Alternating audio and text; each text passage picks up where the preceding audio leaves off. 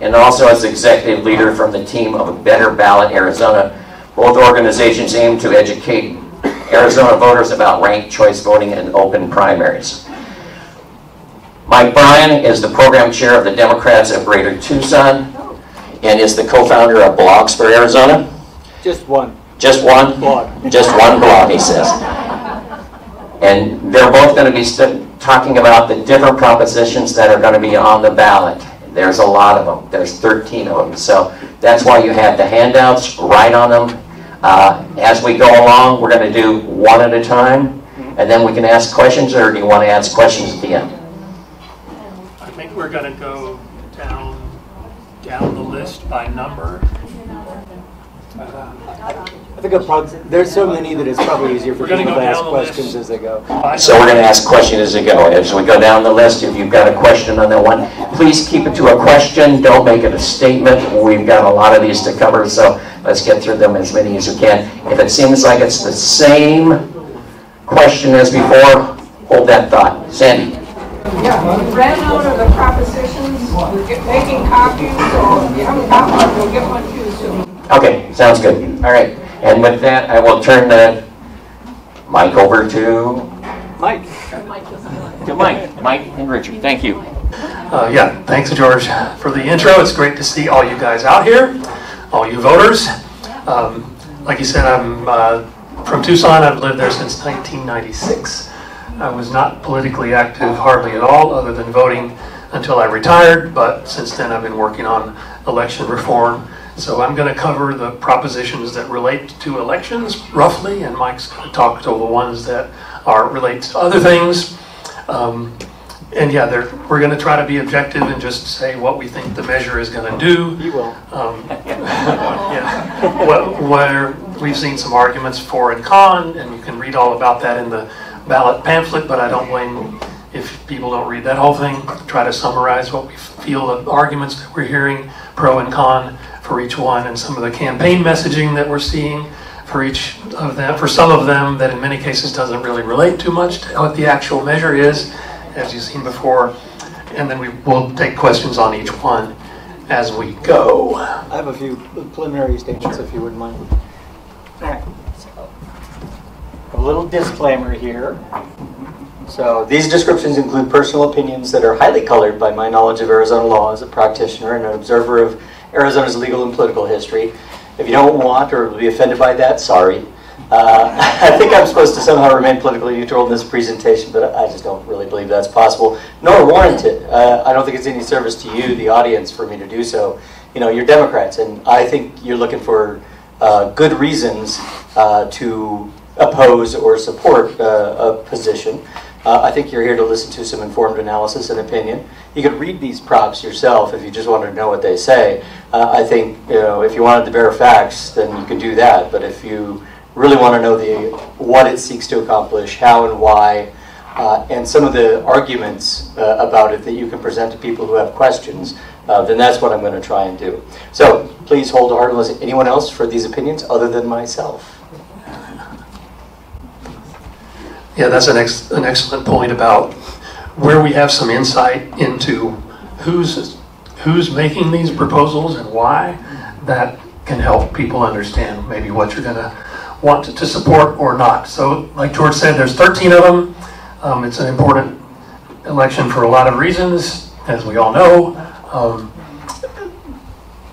There's 6 of them that are going to be constitutional amendments that were proposed by the legislature, and 2 citizens initiative amendments, and then 5 statutory ones. And it's important to understand the statutory, and it says this right on the ballot. If we pass a statutory measure by ballot initiative, it sticks almost like the Constitution. It's very, very difficult to make any adjustments to it, to rescind it in any way. And so if you think about why did our legislature put these 5 things on the ballot to be citizens' propositions, they can get political mileage out of them, for one thing, but they want them to stick. If the legislature changes hands and the future legislature doesn't think one or more of them is a good idea, it'll be very, very difficult to override if any of these were to pass. And since you offered to share your opinion, I'll share my opinion. I'm voting a no on all of the statutory provisions, just FYI. Okay, and the other thing that's interesting to note is if you look at the ballot that's going to come out, under each proposition, it's got right there in the title in black and white, proposed by the legislature or citizens initiative. So you can learn a lot about each one without reading a sentence, just by understanding who's floating the proposition. Okay, so the big list, I think we can skip that because everybody has a handout that has all these. So we're going to go to 133 first. And this one I don't think takes a whole lot of discussion, because all 133 does is says we're keeping the primary election system the way it is and the way it has been, with taxpayers supporting those elections. Each party has their election. The candidate with a plurality of votes wins and advances to the general election. It does impose that system locally, so where we have nonpartisan primaries today, like Tucson, I think would be affected by this. It would impose that partisan plurality winner primary system on the elections where it does not occur today. And it also, not explicitly, but it does disallow any ranking of candidates. Basically, you can think of 133 as a status quo. It's putting the current election system into the Constitution, so it would be more difficult to make any changes. It would require a constitutional change to make any further change to the primaries. Could I make a brief comment on that? Yeah, so questions on 133? Or Yeah, well, first of all, I'd just like to point out that if somebody votes for this, they're embedding the current system into our Constitution. So it is a change. It's not really status quo. It's a big change, and it means that it makes it more difficult in the future for us as citizens to change our election system, and it makes it almost impossible for the legislature to make changes. Should Democrats come to a majority, this would head them off at the pass in doing changes to realign the incentives in our primary system. And I pasted on the bottom here, this is what the ballot says. Might be a little small to read in the back, but it says proposed amendment to the Arizona Constitution by the legislature. And every one of these that we're probably voting no on, that I'm voting no on, has these words by the legislature. And we know what our legislature has been like lately. Any other questions on 133? Ma'am? We want to see independence on the primaries. If we want to see independence on the primary You vote no on this. ballot, yeah, if you want to make any change to the way primary elections are held, this is a no.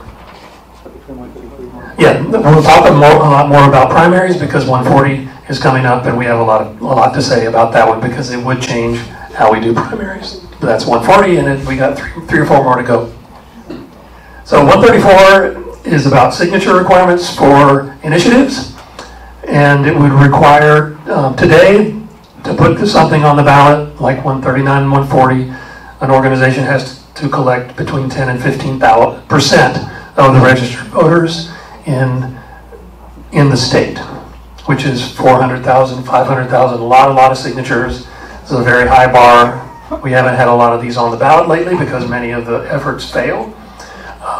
But the initiative would change it so that instead of getting a total of 400 and some thousand signatures, which today are mostly gathered in Phoenix and Tucson, where you can find a lot of people and you walk around with a clipboard and get a bunch of them every day, it would change it so that every district you would have to have 1 in 10 voters or more sign a petition.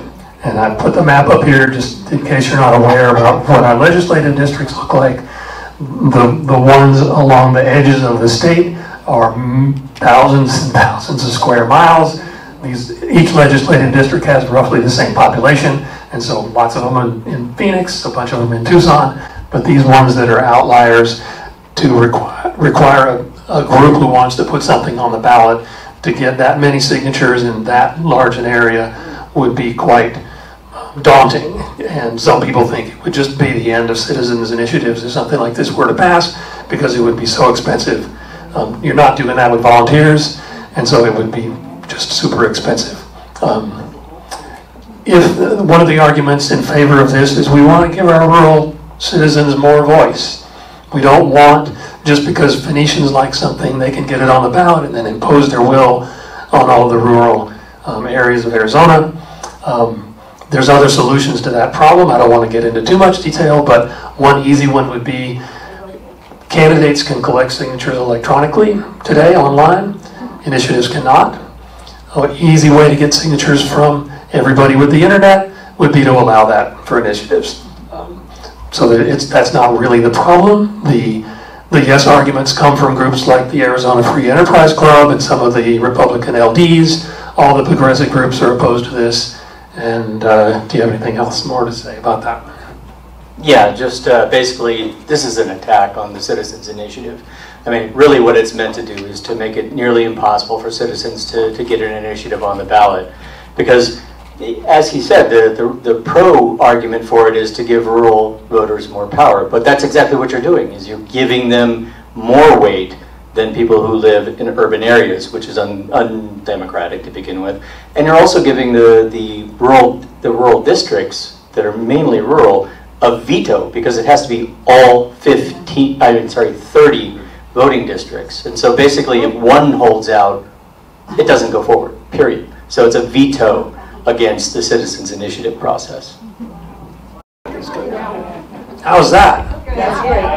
Okay. So yeah, there's another one that's got a similar intent.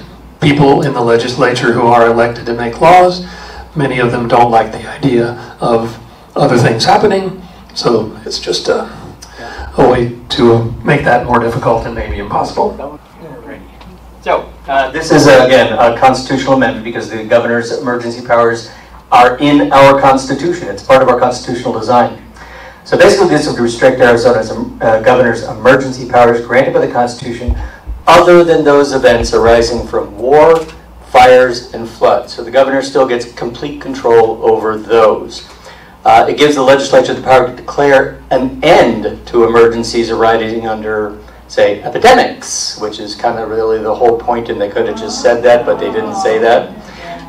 Biological and toxic chemical spills, civil unrest, extreme heat, which we know happens, crop losses, which happens, all whether or not related to flooding, such as freeze, drought, wind, which is important here, and drought, which is very important here, and other extreme weather events. So all of these would be covered by this constitutional change, and the legislature would be able to insert themselves and shut down any kind of emergency the governor declares after 30 days. So basically this is a power grab. This is a power grab by the legislature to remove the emergency power from the governor after 30 days and give it to the legislature.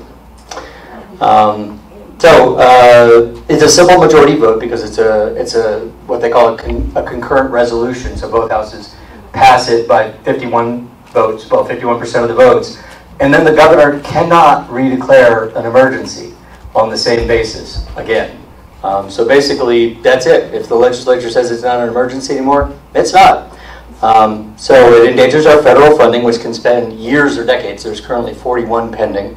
It enables minority control of special sessions by reducing the number required from 2/3 of the legislature to just 1/3 of the legislature, so a minority can keep jumping back into special session and creating havoc in our constitutional balance system. Currently, they have to have 2/3 or the governor calls them into special session.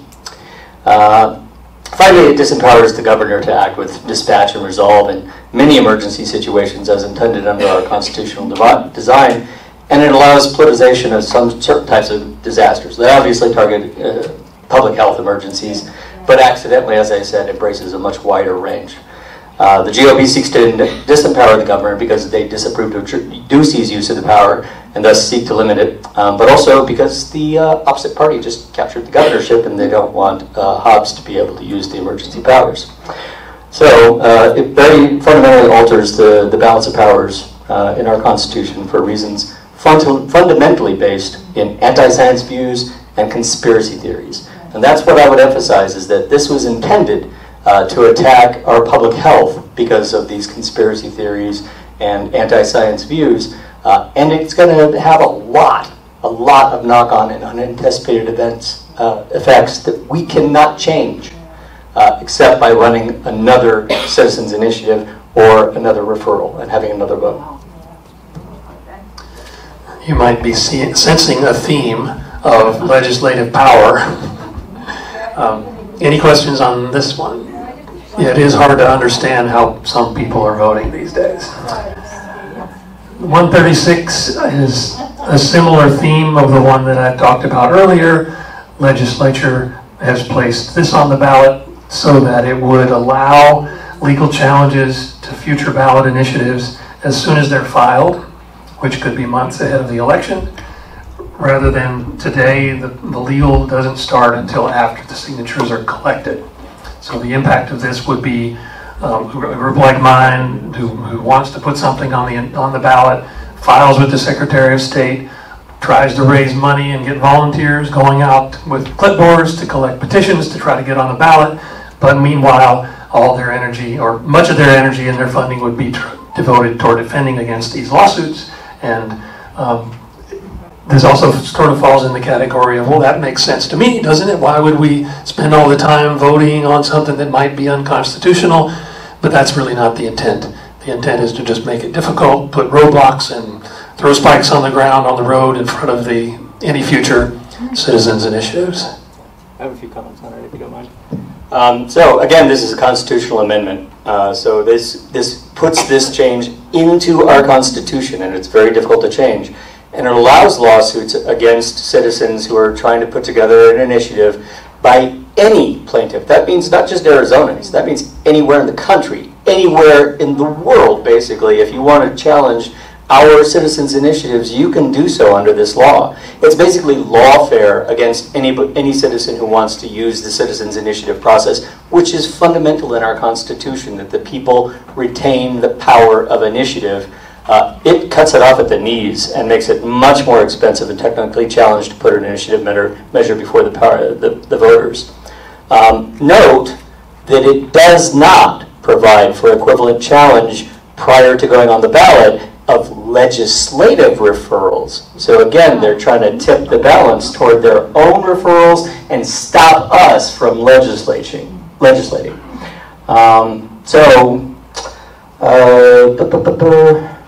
Yeah, that's it. Basically, that's all I got on that one. It's just simply another bad faith attack on the citizens' rights to legislate. 137 is another interesting one, and it has to do with elections sort of tangentially. Today we have a big ballot that's got judges and Supreme Court justices that need to stand for retention and can be removed by voters. This would eliminate that process, and it also would be retroactive, so that any votes that we cast for justices during this election would be nullified. If this passes, then all of the judges that are on the bench today would remain on the bench for life, and there would be no more voting for retentions. It's basically life on the bench, unless there's exceptions where if you do something you can get kicked off. But essentially it would be turning our state judicial into something like the Supreme Court of the U.S. This one was a legislative thing. It was sponsored by Senator Bullock, whose husband is one of the justices who voted on some unpopular things recently. There are efforts to try to unseat him and one of the other current justices because of the abortion rights things that they voted on. So there is a chance that he might lose his seat, and this is an effort, I mean, it's plain to see, on the part of his wife to try to avoid that. The arguments for this, if you look in the ballot pamphlet to summarize that, it's basically, well, we've been doing this for so long, but it's not serving us well. Why would we clog the ballot with all these people that we don't know, and we rarely remove anybody anyway, so it's all a big waste of time. That's the argument for this initiative. And most of all the progressive groups, I believe, are advocating a no vote on this. I got a couple of small comments about this. First of all, this slide is a little bit misleading. It's not just Supreme Court justices. It's all state-level judges. And Supreme Court judges actually have a mandatory retirement at 70 years of age, so they don't have lifetime appointments. But nonetheless, it's very bad, and there's a couple of reasons why. The first is, if it ain't broke, don't fix it. We've had this meritorious selection process for judges since our state founding, and it's worked for us very, very, very, very, very well, I would say. As a practitioner before the courts, I can tell you that it does discipline judges, even if they're not removed, and they do get removed. It happens. It happened just last cycle. 2 judges were axed. What's happening here is not uncommon in American history. If you go back through American history, you understand the political and legal history of this country. Every time a party is dying away and they're seeing their power over the government wane, they seek to embed their philosophy in government going forward through the judges. And that's exactly what's happening here. The Republicans are seeing their influence in Arizona wane. They have appointed the vast majority of the state judges here in Arizona, and they want to preserve that and have no path for removing those people before they decide to retire or are mandatorily retired at 70. How are judges appointed in Arizona? There's a merit selection system which is in the Constitution, which is why this is a constitutional amendment, because it changes it. Basically, there is a panel that is appointed by the governor and a few others called CACI. Or CACA, sorry, CACA. Yeah, it's CACA, so it's a little unfortunately named, but nonetheless, this panel of experts is appointed by various actors in state government, and they come together and they create a list of eligible judges who they feel are well qualified for the position, and there's some requirements as to the party alignments or party registration of these judges that are sent up to the governor, but the governor gets a list and they have to pick from that list.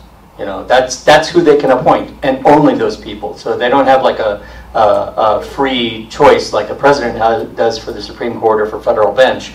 They can only use those. And currently, there's been a little bit of tomfoolery by Ducey in stacking that court. So he has the majority of the appointees on that board currently. And so we might see some interesting fireworks as a result of that with the upcoming replacement of one of our Supreme Court judges. Isn't there one that's going on to retire too before the election? Yeah, the chief judge. So we'll have 3. Yeah, probably 2 more will retire before the end of Hobbs' term. Yeah. So if you're wondering why it's being done, that's why. They're trying to keep the court packed with their appointees and enforce their viewpoints through the courts. I thought you couldn't make a law retroactive. No, you can't make a law that penalizes somebody in any way retroactive. That's the rule under the Constitution. So if you try and pass a law and say what you did yesterday is a crime, you can't do that. But this is okay. I've seen a campaign sign for Justice Polik and King saying, "Keep politics out of our courts." What do you think about that? Good one, folks. Yeah, no, it's mendacious. It's not honest. It's not a real argument. Anything else? Then we can go on to Prop 138, which is minimum wages for tipped workers, or the lack of minimum wages for tipped workers. It's a constitutional amendment. So, folks, we would be putting in an entire category of sub-minimum wage labor into our Constitution. That's stupid. Sorry, but I'm just going to say it flat out. That's the stupidest thing I've ever seen. Have you ever noticed that just these days, just about every retail checkout experience now includes a tipping option? Mm-hmm.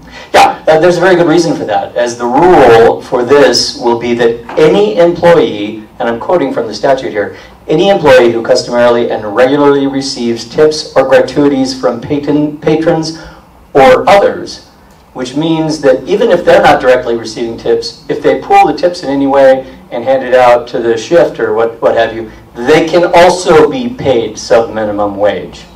So any employer receiving tips can then be paid 25% less than the minimum wage, provided the employer can prove, and this is important, although not effective, the final wage is $2 or more above the minimum wage. So Seems like it's kind of a saving clause. Look, the tipped employees are going to be making more than the minimum wage. That's a good thing, right? Could you hold questions until I'm finished? But this requirement is meaningless in practice. As a practitioner, and I've consulted with labor attorneys on this, the question is, how is it enforced? Note this carefully. The language is, compliance with this section is determined by averaging tips or gratuities received by the employee over the course of the employer's payroll period or any other period selected by the employer that complies with laws enacted by the legislature. So, say for instance the Republican legislature is to pass a rule that says, oh, it can be averaged over a whole year. You could be the employer could be stealing wages from that employee for a year before they even know it's happening. So that's terrible. It's a loophole the size of the imagination of wage thieves and their cronies in the legislature, which are very creative indeed, I assure you.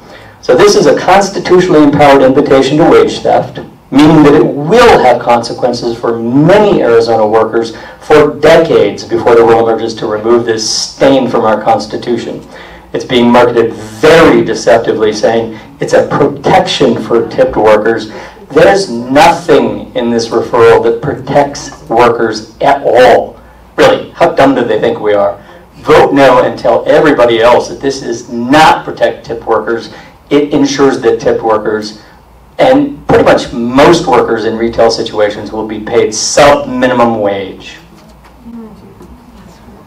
The other sign I saw on this one was keep restaurants affordable. And if there's math majors out there and you say, well, the current minimum wage is roughly $12 an hour and that's 25%, it's $3, what difference does it make? Well, it's not $12 forever if the minimum wage, say inflation year after year after year. This is constitutional, it'll be in place who knows how long. If the minimum wage was $40 someday, 25% of that is what gets taken. Yeah. So it steals more the higher. It's deceptively powerful, yes. Sir, in the back. I didn't see whose hand that was. Yes. That's based on the state minimum wage of $14.35, not the federal minimum wage. Correct. Yeah, this would be based on the prevailing minimum wage, and the state one is higher right now. There used to be a minimum wage specifically for restaurant workers 6 years ago, say 10 years ago. There is a federal minimum tipped wage, yeah. I think it's $3 an hour or something like that right now. It's not much. Yeah, the federal is pretty meaningless at the moment. Any other questions on this one? Okay, next one is Prop 139. I'm sure you all know how you're voting on this one, so I'm not going to dwell on it too long. But I think there is some common misinformation out there being purposefully put out there by the opponents of this initiative that I think you need to recognize and know how to push back on. So, this basically seeks to restore the status quo ante before Doe overturned Roe. So it's the exact same scheme of trimesters as was under Roe. And the opposition are being very deceptive. They're trying to characterize it as legalizing abortion up to birth. You've probably heard that from some of the proponents. And even after birth, if they can get away with that claim, they'll try and get away with it. But not having a criminal statute forbidding third trimester abortion is not the same as legalizing it. Not having a law is not legalizing. Third trimester abortion would be regulated by the doctor's ethical code upon the viability of the fetus when an independent life is held to be, by best medical science, to exist. The state can regulate the interests of the safety and health of the mother and the viable child at that point, but likely don't really practically have to do anything because the best medical outcomes are going to be determined by the mother and their doctor and their family and their faith leaders. So we should trust mothers. We should trust our fellow citizens to do what's right and to not murder babies, because there are laws against that. The idea that there's these rituals or something that they do, these post-birth abortions, it's just nonsense. And that's a crime. That's infanticide. That's murder. So whenever somebody says that, either scurrilous claims of post-birth abortion or that it legalizes abortions up to the end of the 9th month, push back on it. It's bullshit. That's all I have to say. Next is 140. This one is more interesting than most of the rest because there is, I think, valid and strong debate about this measure. And I think we have enough time to spend a bit on this. This is related to a more broad election reform, so I'd like to take a few minutes to get off the proposition stage and talk for just a second about, if you skip forward, there's a slide that has three colors, three parts to it. So I'm going to talk about the current process that we have for elections, and this is on behalf of this Better Ballot Arizona group that I am working for, volunteering for. The elections today have basically these three parts. First, you have to have candidates run for office and collect signatures. Then we have a primary election. Then we have a general election. And there are issues in each stage that we think are causing us problems today. In the first step, if you are not a Republican or a Democrat, you have to collect a lot more signatures in order to get onto the ballot. And that, along with the overall environment that I'm going to talk about in the next few minutes, discourages a lot of candidates from running. I think we probably all know somebody who would be great in an office and is not interested in running because they know they can't win. In the middle step, we have a system for primary elections being a partisan affair where most of the districts in the state and many congressional districts are heavily biased toward one party or the other, so that once the partisan primaries are held and you have two candidates on the ballot, you pretty much know who's going to win. People vote red or they vote blue, so if you're in this district, whoever wins the Republican primary is going to get that seat. If you're in that district, whoever wins the Democratic primary is going to get the seat. So it's the primary election that's the most important, and the general is just going through the motions because the party that owns that district is going to win. The primary elections today do not get a lot of turnout, and the people who do show up to vote are, like yourselves, the most partisan of the Democrats, the ones who really feel like the Democratic Party is doing the right thing and they're in favor of they're paying attention politically. And the same thing happens in the Republican Party. It's the most partisan of the partisan. It's the people who really love the party and think that they're doing great things and it's important. Those are the primary voters. So when you're running in a primary election, those are the people who you campaign to.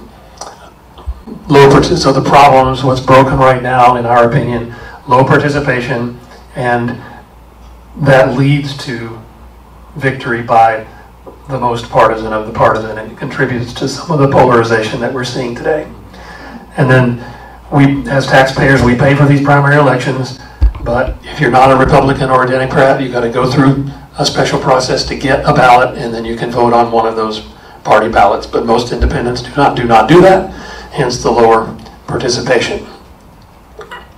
Then in the general election, most people who vote in the general election, but like I described, a lot of times you have two choices or maybe a third one who has no chance. So if you're a Democrat, you vote for the Democrats. If you're a Republican, you vote for the Republicans. Some people will vote for Green or other party if they see those on the ballot, but they usually don't matter. The Green Party may even have a negative effect if you're progressive because they're taking votes more likely away from the Democrat instead of taking votes away from the Republican, and it may be doing more harm than good. But the big deal for most voters is, I see two candidates there. Hopefully you like one of them, but you may not like either one of them, and the limit in the choice there. And then the winners do not have much of an incentive because of the way the primaries work. They're listening to the voters who are going to be in the next primary election, as opposed to trying to serve everyone in their constituency. So there is a reform that's called Final Five voting. It's got three parts. It's equalizing signatures. It's opening the primary so that there's one ballot. All the candidates are on the same ballot. Every registered voter gets one. And then for the general election, you do a ranking among the top 4 or 5 candidates, and there's basically a runoff process, so the winner must have majority support. A system like this has been in place in Alaska, and I'm going to say a couple things about what's happened in Alaska, which is fascinating over the last couple of years using a system like this. This is what my group has been advocating for. Prop 140 does 2 of these 3 things, and then it leaves to the legislature the requirement to decide what happens in the general election, whether they're going to advance 2 candidates out of the primary, or 3 or 4, or what the number is. And if it's more than 2, then it will be a ranked election. So that's the Final 5 reform. And did we go to the next slide that shows the benefits? So more candidates will participate. We'll see more people on the ballot. There will be more likely to be somebody that you really like on the ballot. It creates competition, and it has results in campaigning, because the candidates, if they're smart, they don't throw so much dirt at the other candidates. Because if I'm running and Mike's running and I say, I really want your vote, but if you can't vote for me, he's a pretty good guy too, and then he would say the same thing, that can have a positive effect. If I'm telling you all nasty stuff about Mike, and you like Mike, then you're not going to vote for me as a second or third choice, and my chances go down. So it creates a different environment among candidates. Winners have more incentive to solve problems, and this is one of the things we're seeing in Alaska. After the top 4 election that they had last session, their legislature in Alaska is similar to our legislature in the U.S. House. It's a majority Republican. There's a faction of right-wingers among those reps, but in Alaska, that right-wing faction is not handicapping the process. The moderate Republicans and the Democrats and the Alaska state government got together. They're doing things together. They're getting stuff done that voters care about, and they basically isolated the right wing of the Republican Party, because they know that the next time they're running, it's not going to be in a partisan primary where they have to listen to the right wing of their party or the left wing of their party if there's a Democrat. They know they're going to run in an open primary in Alaska next time. They're going to have to appeal to all the voters, so they're working to try to get things done and do things that are going to appeal to all the voters. I have a question. Let me say a few more things, and then I'm sure we'll have a few people. I want to talk about the opposition to this reform, and then we'll get to 140 in a second.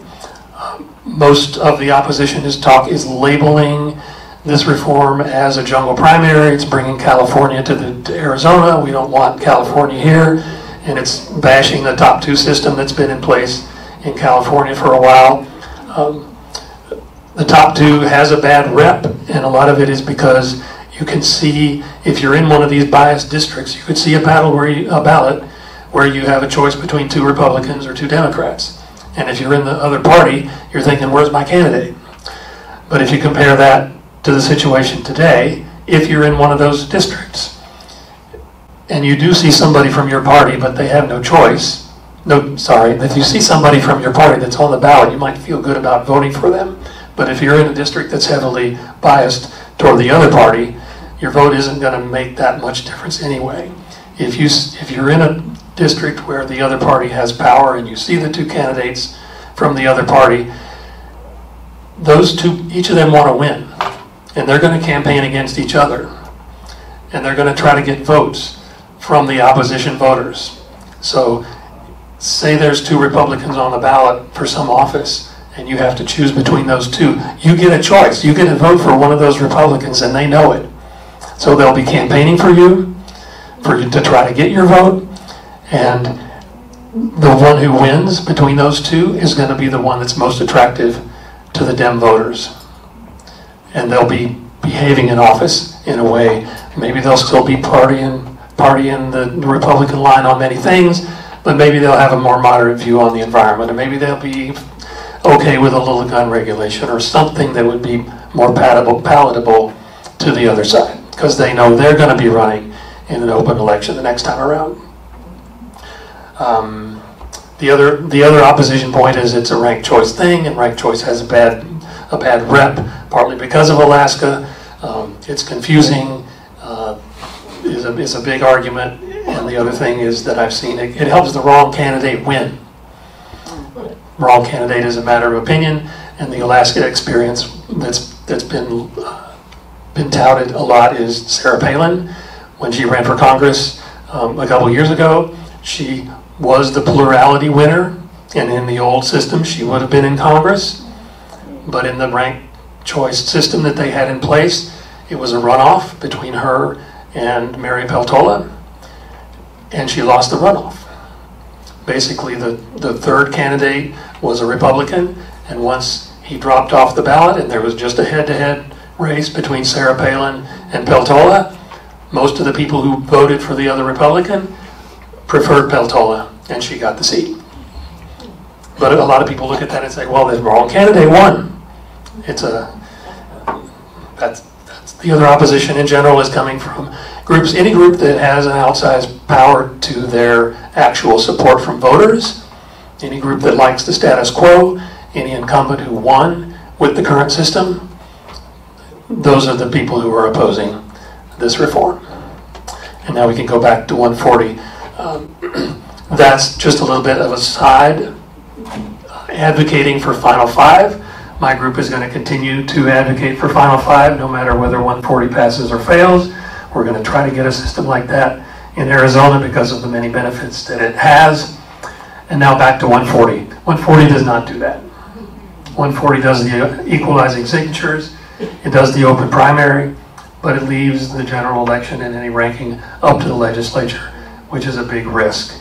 They can basically do whatever they want within some bounds, and so it's a risk. We don't know what's going to happen. If 140 passes, my group will be lobbying the legislature. We're already supporting candidates who would be in favor of ranked choice, so that if 140 passes, we're going to try to get ranked choice voting legislatively and do a Final Five process in 2026, but nobody knows how that's going to turn out. There's a valid and very large fear that the legislature could do something that's worse than today, but the people who are voting for 140 believe that it's a step in the right direction and it's better than what we have and it's worth the risk. That's basically how I would frame the decision. And I know you have some things to say about that, and we'll take some questions. Yeah, absolutely. Well, first of all, it just occurred to me that there is one thing about 139, the abortion proposition, that I failed to mention, which is a scurrilous slur against women and doctors about third trimester abortions. Third trimester abortions are less than 1% of all abortions. Less than 1%. And so when they try to play up this third trimester nonsense, what they're talking about is a tiny little percentage of medical emergencies that happen in the third trimester where people and doctors have to make wrenching, horrible, life and death decisions about that pregnancy. And the government should not be involved in that. It is ridiculous, a ridiculous slur against women and doctors to say that they're acting irresponsibly toward those unborn children. And they are viable children at that point. Most of the time, if there's a problem with that pregnancy, they will deliver that child early as long as it's safe for the mother to do so. So when they bring this up, say, hey, bullshit. Third trimester abortions are less than 1%, and they're handled perfectly adequately by the woman, her family, and their doctors. You shouldn't get involved. You don't know better than they do. So that's enough for 139. But 140, we do, I guess, have a difference of opinion. Are you suggesting that people would vote yes on 140? I'm voting yes. My group is in support of it. All right. So here's why I would be voting no, and I suggest others do so. Number one, again, this is a constitutional amendment. This is not an experimentation. But, well, it shouldn't be an experimentation when we're changing our Constitution. But in fact it is.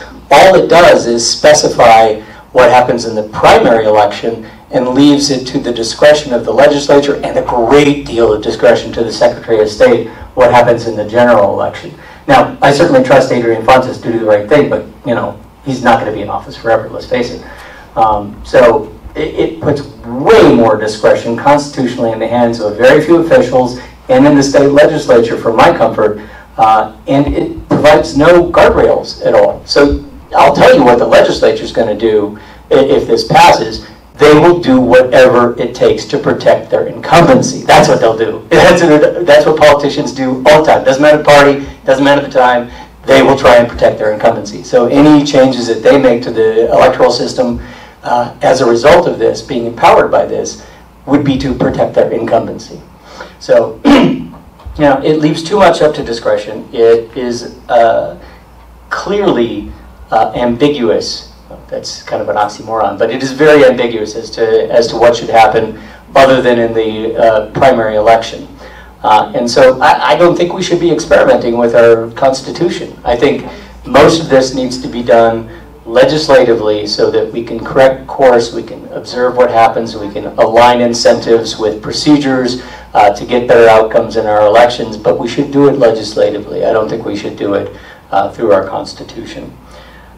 There's clearly an appetite for electoral reform, and I support everything that Richard was saying about the current incentives in our process and the outcomes that we're seeing. All that is true. All that is necessary to change, but I don't think this is the way to do it because it invades our Constitution with a great deal of uncertainty and discretion. Wouldn't there be a good chance with the top 5 that only the final 2 would be of one party and the other party has no input at all? That's a possibility. I mean, that disturbs me a lot less than others are disturbed by because it normally happens in heavily weighted districts, So if you didn't have gerrymandering, it wouldn't be an issue, but we, of course, do have gerrymandering, and it's now constitutionally protected to a degree, which is bad. But, blame SCOTUS for that. So are there any other questions? Go ahead. As they set this up, the legislature then makes the final decision on the general election. Yeah. Have they set up, it will always be the top 2 or the top 3? No, that's up to the discretion of the legislature. Before or after the election? After the primary election. But it can be changed every 6 years. So it has to be ab initio before the election, but they can course change and experiment and change the timing, change the number of the people who advance to the general election to serve their own interests, which mainly is incumbent protection. Apathy in voting. I mean, the numbers are way down. And also, doesn't it possibly contribute to the divisiveness of our system?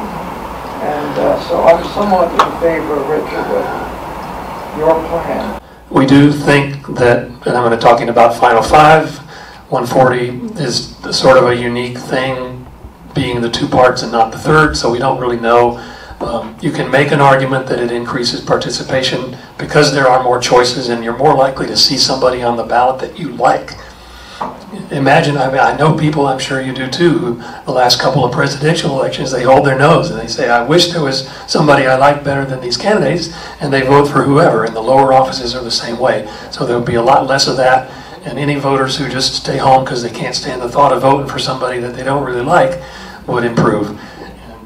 Richard, is there the divisiveness as well. When you have candidates that are working for what voters want, for what voters care about, not all of the issues that are flying around in the social media. There was a survey a couple of years ago by a group called the Center for the Future of Arizona, and they asked people, what do you think the most important things are for our state? And you can guess what the answers were: education, immigration, environment, economic security, the things that we care about. And so take that list and now look at the things that our elected officials are working on. Election fraud, reproductive freedom. It's not the things we care about. We think that would change that. One of them is, but I have a question for you, Richard.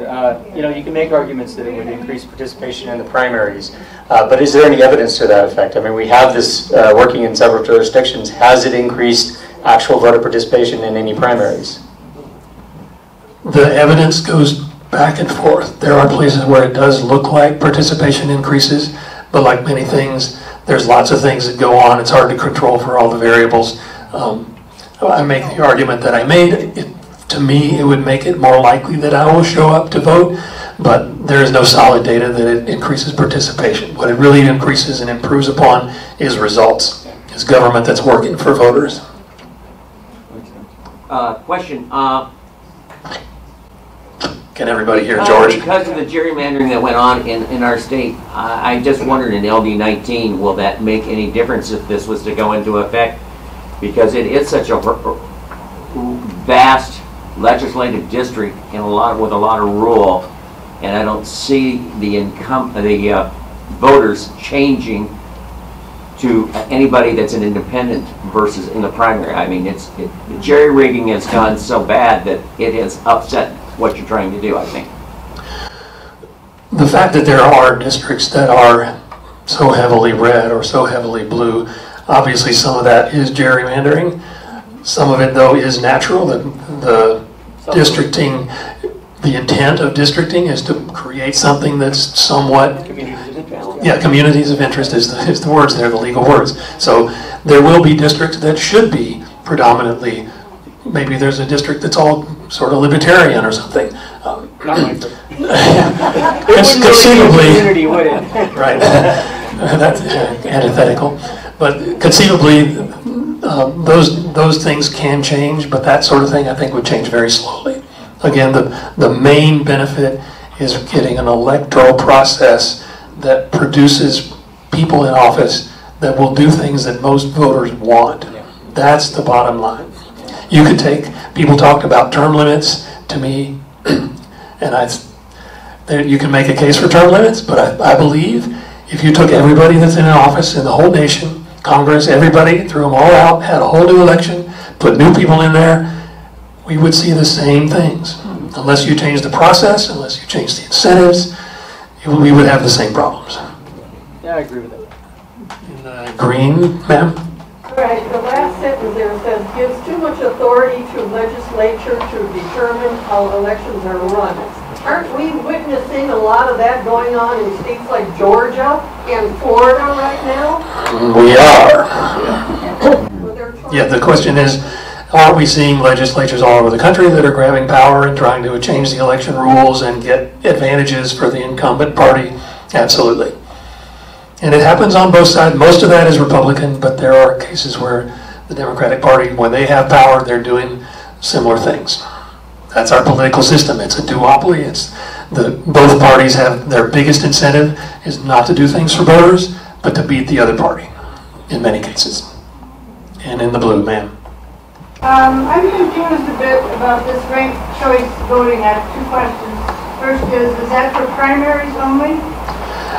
The Final Five process would be one vote in the primary, and then a ranked choice among the 4 or 5 candidates in the general election. 140 does not provide for ranked Which is choice. not 140, it's the Final Five. With a ranked choice, you have to get a certain percentage of the vote, or you have to vote again? No. It would be one election, but it works like a runoff. One election, you rank your candidates. If nobody gets more than 50%, then you just look at the ballots, and once a candidate has more than 50% support, then they win. It's the same as a runoff election in Georgia and other places where they do that. And Phoenix does it for the mayor. It happened a few years ago, except you don't have to have a whole other election. It's all on the same ballot. And this is used in other states for the military and overseas, because when the states that have runoffs, they do this for the military and overseas because they don't want to send ballots back and have them come all the way back and do a whole thing again for the runoff. They just use the ranked ballots and accomplish the runoff that way. But keep in mind, if you are in favor of ranked choice voting, that's not this. This does not mandate ranked choice voting. It doesn't mandate any sort of procedure in the general election. It is only relating to the primary. In the brown, I think. I was just going to say that bringing up the ranked choice or Proposition 5 or whatever has confused the topic here. Okay, when you're saying that after the primary, the legislature can determine what's going to happen during the election, but they determine it could be in this race 4 candidates and it's going to be ranked choice, and in this other race where it's a little different, it's 2 candidates. Or, I mean, would they have that much flexibility? Yes. Conceivably, yeah. Yeah, and they would, absolutely. And it's very open to manipulation based on desired outcomes, yes. Greg? Now that hopefully we're done with 140, What happened to Proposition 141 through 310? They didn't make the ballot. There wasn't that many of them. Yeah. So does everybody want to move on to Prop 311? Yes, please. Okay, first responders. I mean, this looks great. We want to create a $250,000 death benefit for first responders who are killed in the line of duty. Okay? I mean, just let's have a straw poll. Who on the face of that says, yeah, that's a good idea, let's do that? Raise your hand. Yeah, why not? Well, there's some reasons why I suggest you vote no. And it requires a certain perspective, that perspective being a career prosecutor, such as myself. This, again, is a statutory enactment. That's why it's 311, not 111. But it seeks to add this $20 fee to every criminal conviction for a fund to benefit heirs, spouses, and children only of police and first responders. So let me just do some actual reading of the language. The yes vote shall have the effect of requiring the state of Arizona to pay $250,000, which would be referred to as the state death benefit, to the surviving spouse or children of a first responder killed in the line of duty. It would create a state supplemental benefit fund in which collects those $20 payments to pay the state death benefit, and it increases criminal punishments for aggravated assaults against peace officers and other first responders, which is not related to this at all. So arguably it kind of violates the one subject rule, but you know, that's kind of a dead letter now. And it would require a $20 penalty fee to be imposed on every criminal conviction to fund the state supplemental benefit fund. So that seems okay, great, yeah. It's not going to cost taxpayers anything, it's going to cost the criminals. Well, here's the thing. Why a referral for this, first of all? Why did the state legislature go to voters instead of sending it to the governor if it's such a great idea? She's a social worker. I mean, she'd probably be in favor of increased death benefits to first responders on the face of things, right? So why did she issue a veto threat? Well, it's duplicative of existing benefits, first of all. There's benefits and waivers both at the state level and federal level for survivors that are already quite adequate, amounting to $500,000 and benefits going forward in the lives of those youngsters who are affected.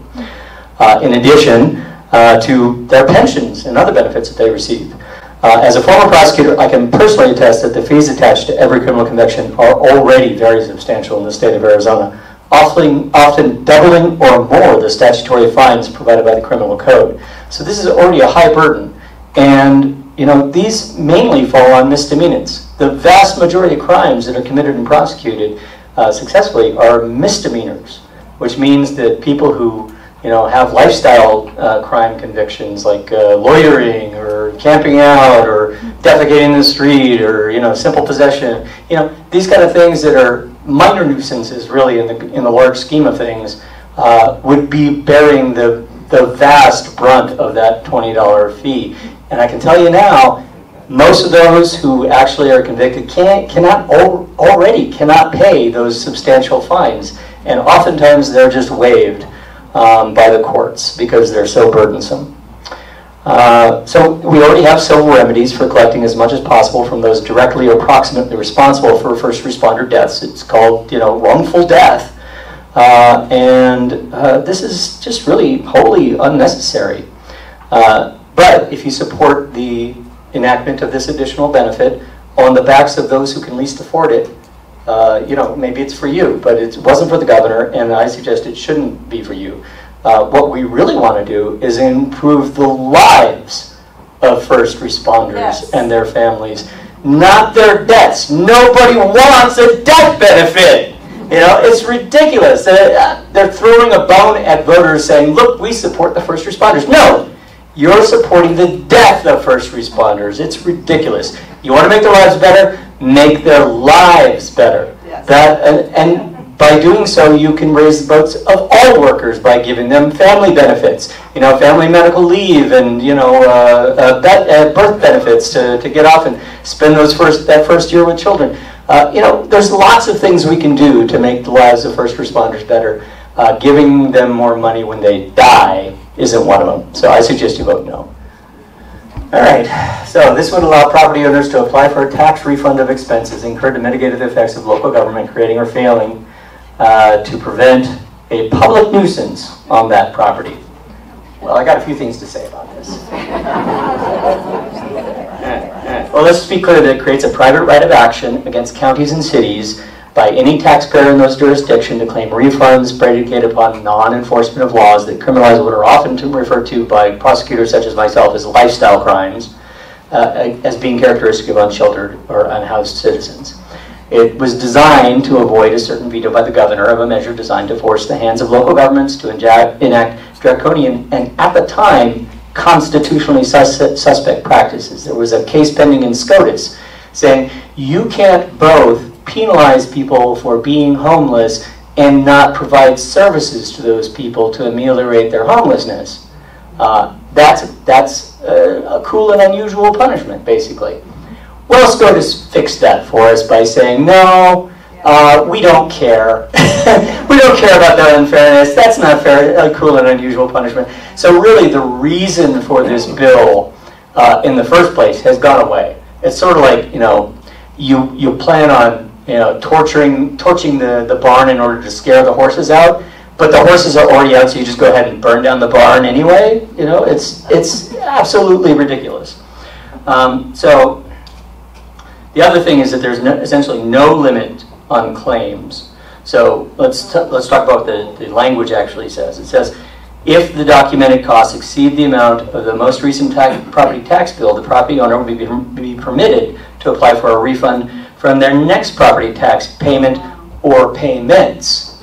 And so what this incentivizes people to do is to complain like crazy about any kind of nuisance, invest all kinds of money to try and mitigate that nuisance, and then charge their local government for it. And it stacks the casino against the state and local government who are trying to hold on to their tax base by saying, essentially, number one, it's anything reasonably necessary to mitigate the effects of the policy, pattern, or practice of the public nuisance on the property. So all you have to do is make a case to a state judge, probably a conservative at this point, especially if Prop 137 passes. It will definitely be a conservative for a very long time, and get one of those state judges to agree with you that it was reasonable for you to spend that money, and it's basically an unlimited get-out-of-property tax free card. And it comes out of city and county revenues directly. And it's really an intent to twist those local jurisdictions' arms to get them moving. Nobody ever really wanted this to actually go into effect because it would destroy the tax base of our local communities, number one. But it's been accomplished. The goal has been accomplished. So this is just nonsense that this stays on the ballot. What else do I want to say about this? There's one or two more things to say, I guess. Let's see. Note this language.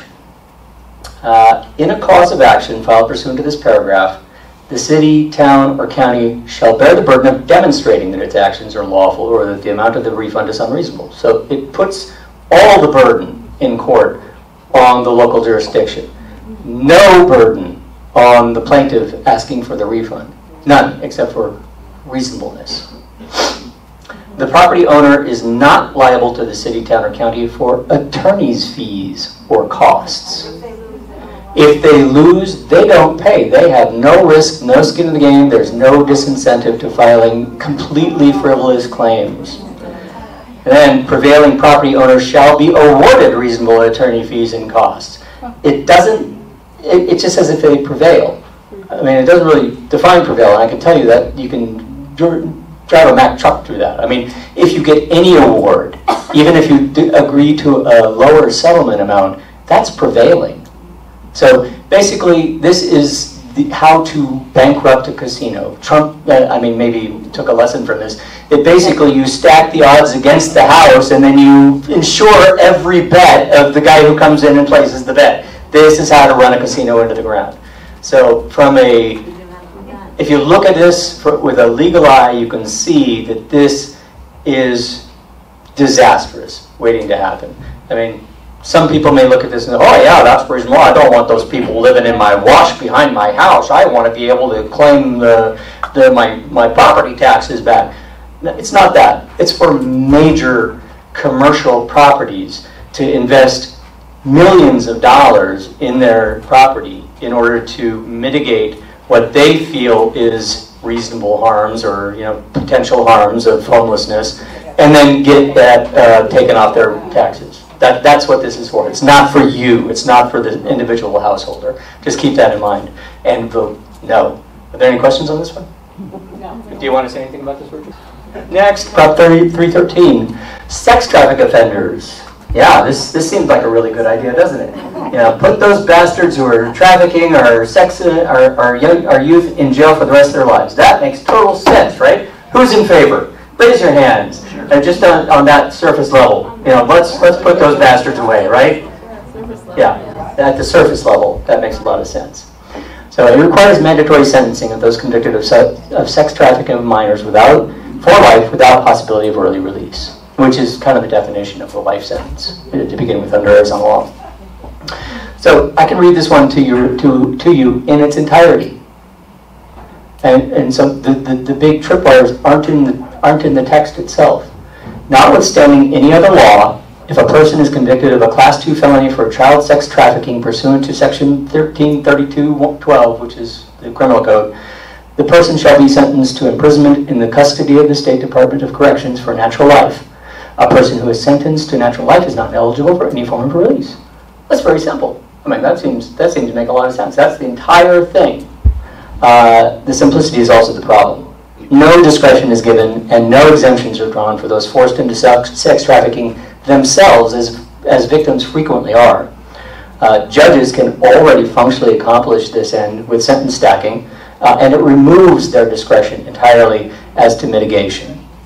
Those who pay for sex with a minor could be so charged under this law and imprisoned for life. They're certainly reprehensible, but are they deserving of a life sentence without parole? That's the question. And it removes the ability for a prosecutor to negotiate with key witnesses and victims in this case, because victims are also potentially subject to this law. Victims themselves are frequently coerced into acting as decoys and enforcers for the traffickers, and they are not exempted by this. So it would severely impact the ability of prosecutors to do the deals for testimony from victims and witnesses alike. It's unnecessary, it's pointlessly cruel, it inhibits making cases against the real bad guys, and it's a sop to the QAnon types in the mega base, and nothing more. There are very good reasons that Hobbs would have vetoed this, and the law enforcement community is also opposed to it. So it sounds good, it sounds reasonable, it sounds, yes, let's get those guys, but the devil is in the details, as it so often is with these things. And there's no details in this bill to be able to tell voters this is a poor idea. All right, let's go to Prop 314. Here we are again. I mean, this is not just SB 1070 2.0. It's way worse. Way worse. True, this is a statutory enactment, so it's not going to be embedded in our Constitution. Neither was SB 1070. But the purpose of this proposition is ostensibly to respond to immigration at the state level, supposedly in lieu of effective action by the federal government. So, as a side note, the Arizona Supreme Court just broke the single subject rule by ruling this thing as a single subject. This is a concatenation of different things. They labeled it, let me see if I can get the thing here, relating to responses to harms at the border. That's how they got under a single subject, by being so broad and general that it could mean basically anything. So this was referred because the legislation, and anything like it, would have been vetoed by Hobbs, certainly. And the GOP thinks they've stirred up enough animus, fear, and panic to stampede voters into doing something, anything, to fix the supposed crisis at the border. Yes, we have problems with the border. Yes, we have problems with our immigration system. But a riot of lawless barbarians at the gate is mainly a fiction perpetrated by gullible media in search of fear-based clickbait and cherry-picked anecdotes by about a few bad apples. Here's the rough outline of what this sweeping proposal would do. A yes vote, and this is directly from the ballot language, a yes vote shall have the effect of creating new crimes, note that, new crimes regarding the following conduct by any person not lawfully present in the United States. 1, applying for a public benefit by submitting a false document. This is already a crime under federal law. 2, submitting false information to an employer regarding the person's authorization to work in the United States. Also, already a crime under federal law. 3, entering Arizona from a foreign country at any location other than a lawful port of entry. Not a crime at the federal level. They want to make it a crime in Arizona. That's kind of the whole point of this. Refusing to comply with a court order to return to the person's country of origin or entry. Again, a crime and a parole violation under federal law. So it also creates a new crime completely unrelated of selling fentanyl that causes the death of another person. Tell me how that's going to work. Not well. I'll tell you that as a prosecutor. That chain of causation is very difficult to prove. And then finally, it requires state courts to issue an order to return to a foreign country if a person is convicted of the illegal entry crime specifically. Number 3, entering Arizona from a foreign country in a location other than the port of entry. So the order must include an authorization allowing state and local law enforcement to transport that person to a port of entry or into federal custody. So this is such a problem for so many reasons. The federal government has repeatedly declined to criminalize number 3, which is crossing the border itself. And there's very good reasons why they have done that, and they've declined repeatedly. Duplicating existing criminal laws enacted under the federal criminal law or seeking to criminalize act in furtherance of immigration, which Congress has declined to do, is known in constitutional law circles as field preclusion.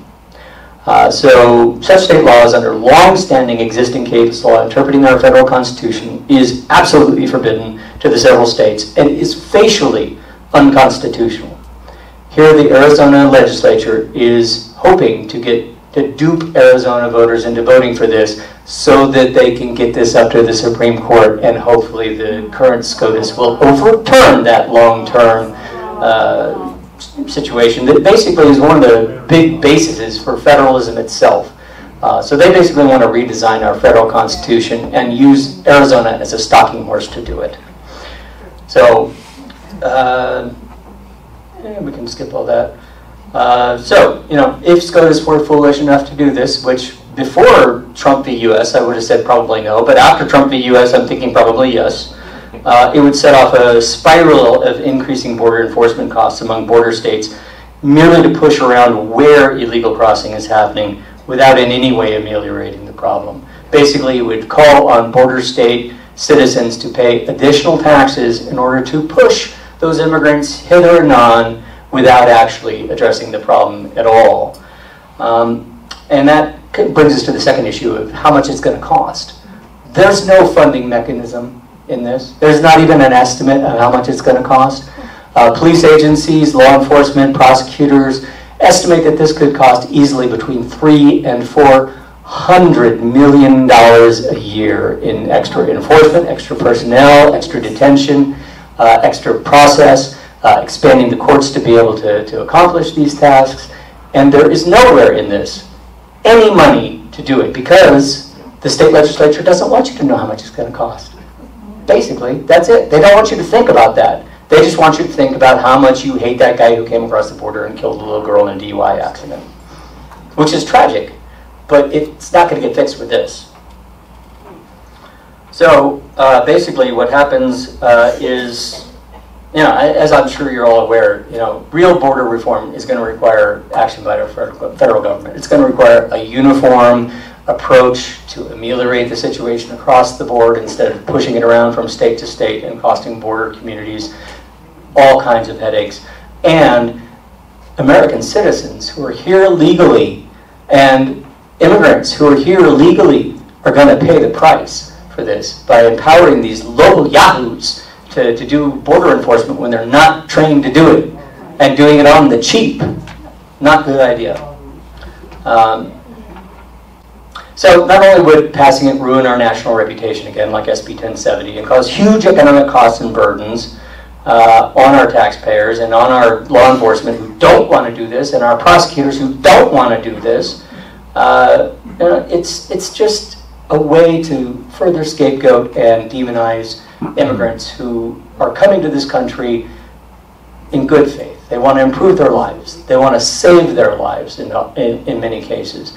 And the way that we can do that is by reasonable reform of our work laws, our immigration system, our asylum system, not by these kind of panicky, knee-jerk, Neanderthal kind of attempts to legislate this matter at the state level. This is a sop to the MAGA base. This is a way for them to turn out their MAGA base to vote for this beast. And it's a constitutional vandalism in service to the worst instincts of the worst in Americans. It could be, probably is, the most harmful proposition of all of them this year. And that's saying something considering some of these other things. It's a high bar. Yeah. Question? How did this get on the ballot? It's a state legislature referral. The majority of our state legislature passed this as a concurrent resolution, and it automatically gets put on the ballot, and the governor can't veto it. 16 votes in the Senate and 31 in the House. No signatures are required at all, except for 16 state legislatures and 31 state representatives. Any other questions? You have anything you want to say about it, Richard? All right, let's go to 315. Yeah, it's certainly going to be the most far-reaching. I don't know if any of you are familiar with or follow the SCOTUS at all, but there was a recent case called Loper-Bright, which basically overturned what's known as Chevron deference, I should say. Basically, what this means is that the courts would recognize the expertise of agencies to regulate in their field of expertise and defer to those rules, because the courts are not experts at these things. The agencies have lots of experts about the subjects that they are meant to regulate. Loper-Bright overturns that and hands that power to decide whether or not to recognize and accept that regulation that's challenged by whoever is being regulated, and puts that power back in the courts instead of in the federal government, in the federal executive. So basically, it's a big claw out of executive power back to the courts. This is very similar. It does the exact same thing, but it claws that power back to the state legislature. So it's a big power grab against the governor, the executive of our state, and all the agencies that she runs, which are staffed with tons of experts about the things that are regulated, and puts it back in the hands of the legislature. Have you met any of these people? Seriously. Yeah, exactly. So basically, it'll kneecap our state government to respond quickly with expertise to problems impacting health, welfare, economic rights of our citizens, such as regulating ESC vouchers or public health and environmental regulations. And it'll harm the most vulnerable among us by restricting reasonable regulation of the market to reduce harm to consumers and stakeholders, like elder abuse in care homes, or abuse in behavioral health patients, or scams and abuses in a swiftly moving economy that our economic department is designed to address. But most importantly, it upends the constitutional balance of power under our state constitution. It is therefore likely violative of our state constitution's separation of powers. Whether the Arizona Supreme Court is currently constituted would stand up to this power grab from the legislature is questionable. Clearly, the Supreme Court wasn't able to restrain themselves, but that's because they were clawing it back to the courts themselves. Who knows? Maybe they would stand up this and say, no, we're going to take that power. Who knows? They could do anything, really. So it's just a bad idea. Of all the props, it is perhaps the biggest power grab within our state constitutional order, and the one most prone to unforeseen, far-reaching, and unanticipated abuses and neglects by our legislature, and real harms to every one of you. Any questions? Back here? Great. How many people actually completely yay or nay on propositions when they haven't voted for the president? Oh, it's a big drop-off. Yeah, it's a big drop-off.